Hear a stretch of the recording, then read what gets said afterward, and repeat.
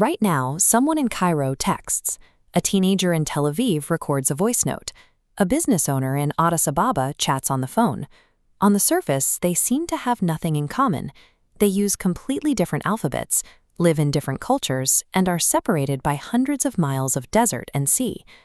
But if we strip away the modern technology and look at the actual words they are using, a hidden pattern emerges. These three people are speaking cousin languages. To understand how these vastly different populations are actually part of the same story, we have to look back thousands of years to find their shared ancestor. Linguists call this the Semitic language family.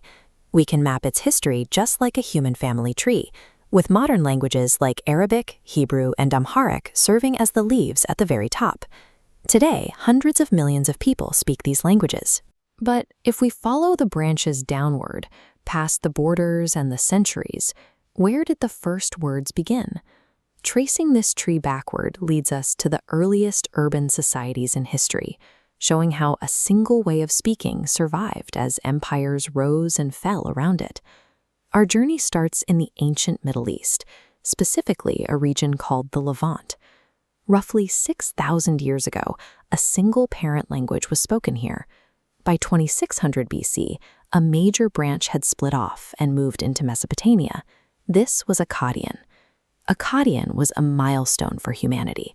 It was one of the first languages written down, using wedge-shaped marks pressed into wet clay tablets that eventually hardened into permanent records.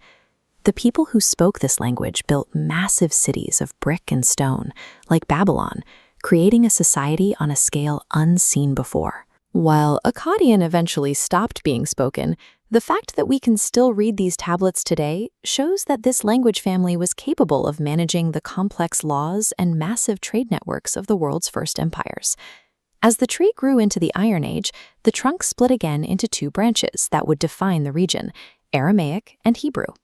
Hebrew became the language of the ancient Israelites. It survived the next few thousand years because it was carefully preserved in religious scrolls, passed down with incredible precision. While Hebrew was being preserved in scrolls, Aramaic was doing something else. It became the common language of the street, spoken by almost everyone for centuries. By the end of the Iron Age, these languages weren't just for trade or taxes anymore. They had become the primary way people recorded their sacred beliefs and shared history. Eventually, the language family began to move far beyond its original home. One branch crossed the Red Sea into the Horn of Africa. This led to an ancient language called Ge'ez, which developed its own unique, rhythmic style of writing. Ge'ez eventually evolved into modern Amharic and Tigrinya.